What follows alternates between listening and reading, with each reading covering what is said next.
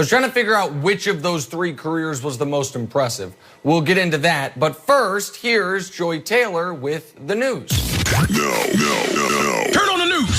This is the Herdline News. Tired of cooking at home? Change it up without getting up. Just order Jersey Mike's through their app for no contact delivery or no contact at the door pickup. Jersey Mike's, be a sub above. So Patrick Mahomes has been playing with turf toe through the playoffs, and now that the season is over, he will reportedly undergo surgery Wednesday. That's tomorrow. Super Bowl was Sunday. Wednesday is when he's going to have surgery to repair it. The rehab will be several months, but Mahomes is expected to make a full recovery and be ready for the start of training camp. Now, I wanted to let a few days go before discussing this. I don't believe in excuses, but I do think there are reasons. And injuries are not fun to talk about. They're not sexy. It's not something we want to really evaluate in a big way when it comes to big games, because it does feel a little bit like it's in the excuse family. We didn't talk a whole lot about Eric Fisher and Mitchell Schwartz being out before the game, because that's not, we want to talk about GOAT status and legacies. Because it's football. Right. Dynasties, right. But that obviously played a massive role in that game. And this turf toe situation did as well. He's having surgery tomorrow. He played in the biggest game of the year on Sunday. That means it's a very significant injury. If you know what turf toe is, in a way to describe it, imagine this is a foot. This big part of your toe right here is what's injured. So when you bend your foot to, say, run or throw, you're going to be in excruciating pain, which I'm sure he played through, which guys play through horrible injuries all the time in big games. Like I said, it's not an excuse, but it just could be a reason.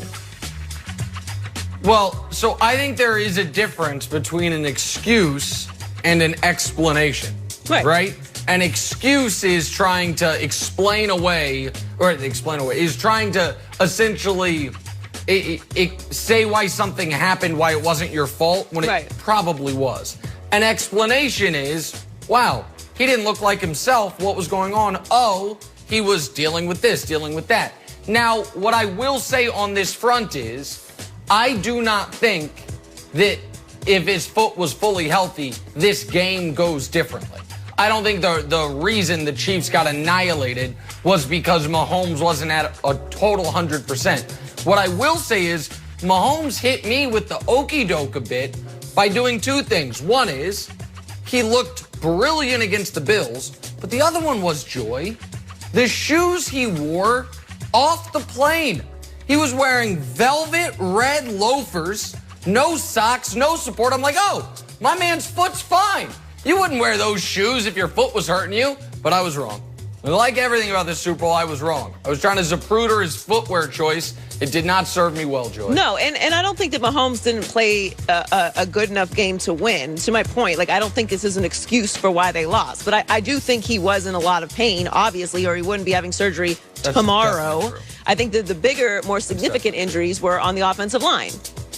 That's obviously what actually played a role. And had they been healthy, I do think this game would have gone differently.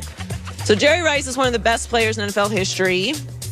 Many would argue the GOAT before probably the Atlanta Super Bowl and now. But his argument for the greatest of all time obviously has been diminished because of those accomplishments by Tom Brady.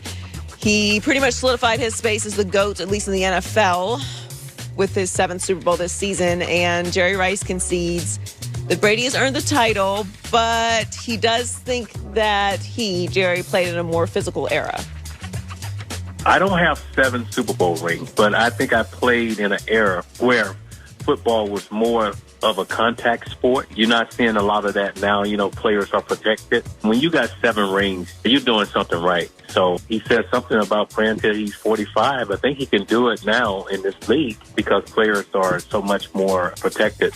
So, yeah, he can have that GOAT status. I never wanted that status anyhow. I will say I believe he is right. It is. I won't say it's less of a physical league now, but players are obviously more protected, particularly the quarterback position. All of the rules are more favorable to the offense, so he's definitely right about that. They've tried to get rid of the awful hits, and player safety is definitely improved.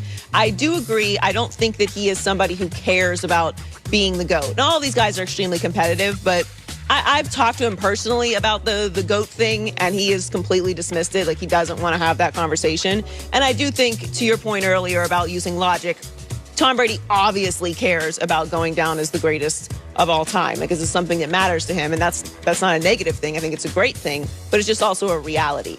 It's going to be skewed as a bit of a slight, what Jerry said there, but I don't think he was actually trying to take a shot. I think he was just explaining, like, Tom Brady can play at this level for as long as he is, albeit an outlier, because the game is a little bit different.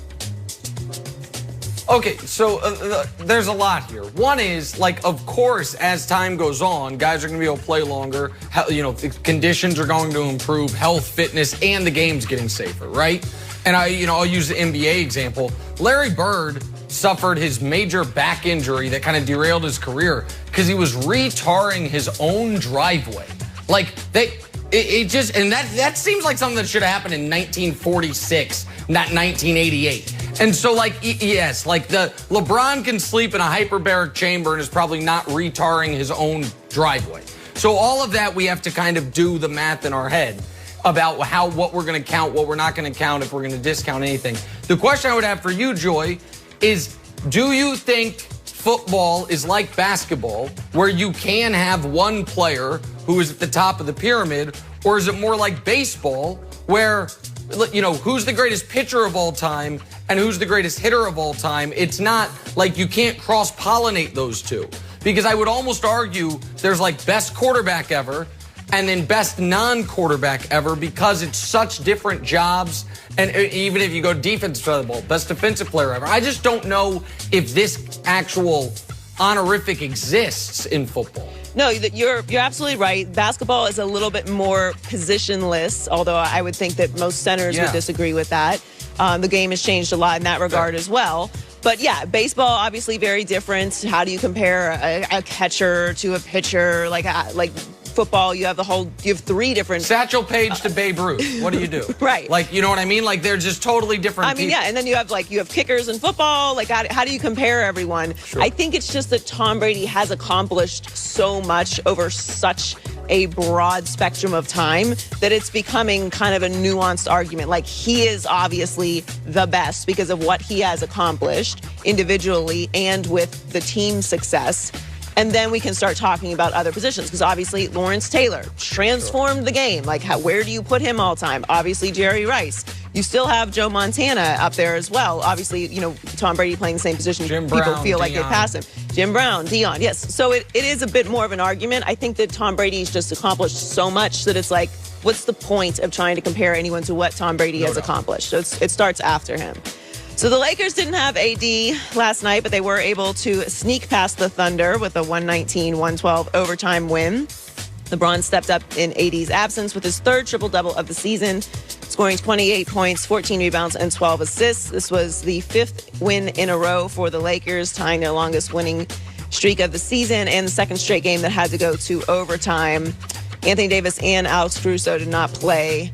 I haven't heard you talk about this yet. I don't know if where you stand on this, but I was adamant that LeBron should have been the MVP last season. My preseason prediction for MVP was Luka, which is looking not so great now. I think that LeBron is putting together a really nice MVP resume so far heading into All-Star. So last year, believe it or not, I didn't think it was LeBron. I thought LeBron could have caught Giannis, but the season ended too early for him to catch him. This year, I also picked Luka before the year, but the Mavs are a mess. This is so weird, because statistically, this is honestly like LeBron's 13th best season. Like, I think he's had 12 statistical seasons better than this one, and I think right now he is clearly the MVP. The Warriors are not good enough. They're out of the playoffs right now. The Nuggets keep losing games as good as Jokic is, and he's a one-way player. That Durant keeps missing time, and he's with Harden and Kyrie, so that's going to hurt him. To me, LeBron and Embiid are the only two legitimate candidates right now. And I think LeBron's going to win it. And I think the Lakers, we don't have to talk about it much here because I know we have Kevin coming up. I think the Lakers are demonstrably better than everybody else. I think and I understand overtime win against the Thunder doesn't demonstrate that. They are cruise controlling it for 3